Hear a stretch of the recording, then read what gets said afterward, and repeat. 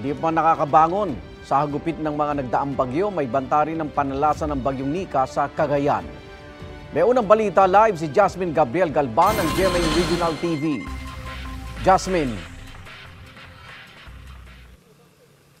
Igan, sa mga oras nga na ito ay ramdam ng epekto ng bagyong Nika dito nga sa Tuguegarao City, Cagayan. Simula pa kaninang umaga ay tuloy-tuloy na yung buhos ng ulan at pabugso-bugso na rin ang lakas ng hangin.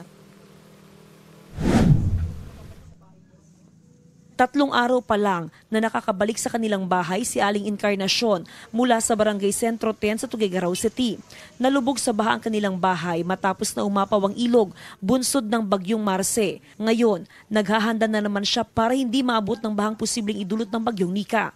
Inaabangan lang namin yung tubig, ma'am. Pag alam naman namin kung maapot dito, pag alam na namin na hanggang dito na yung tubig, dito, ma'am, alsa balutan na kami. Nangangamba ang mga residente sa posibleng pag-apaw ng ilog. Mahirap, ma'am, maghanda ulit, itataas ang mga gamit. Kahit hapon na, minamadali namang ikabit ang yero sa bubong ni Angela mula sa Santa Ana, Cagayan para hindi mabasa ng ulan ng mag-anak. Si Aling Esther naman mula sa Gonzaga, hindi na inalis ang tali sa kanyang bahay bilang paghahanda sa bagyong Nika. Nag-ano ako sa itaas para hindi mag-ano ng tubig. At saka yung mga tali ng bahay, hindi nyo na po inalis? Hindi na. Dahil sa malakas na ano po, na ulan, sa kahangin. Ayon sa PDRRMO, mga bayan sa southern part ng Cagayan ang inaasahang maapektuhan sa pananalasa ng bagyo. Pinag-iingat ng mga residenteng nakatira sa tabing ilog. Naka-alerto ng mga rescue personnel at rescue equipment sa probinsya. Mahigpit ang monitoring sa antas ng Cagayan River na ngayon ay nasa 2.9 meters.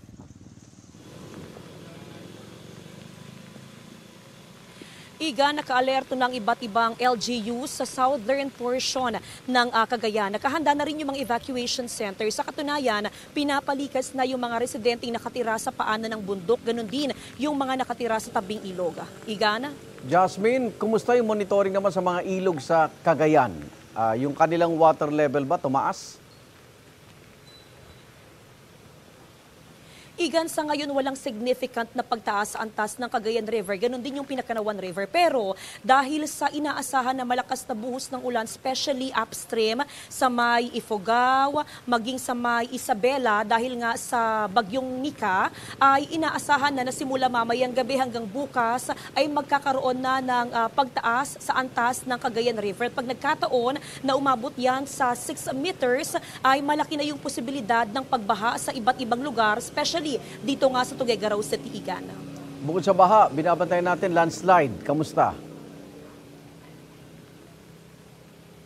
Oo. Sa ngayon, Igan, wala namang reported na incident ng landslide ayon sa PDRRMO. Pero nakaantabay ang engineering office, ganoon din ang PDRRMO doon sa mga mountainous area. Sakali na magtuloy-tuloy na yung epekto ng bagyong Nika, ay nakaredy yung mga mag-clearing operation doon sa mga lugar, Igan. Maraming salamat at ingat, Jasmine Gabriel Galban ng GMA Regional TV.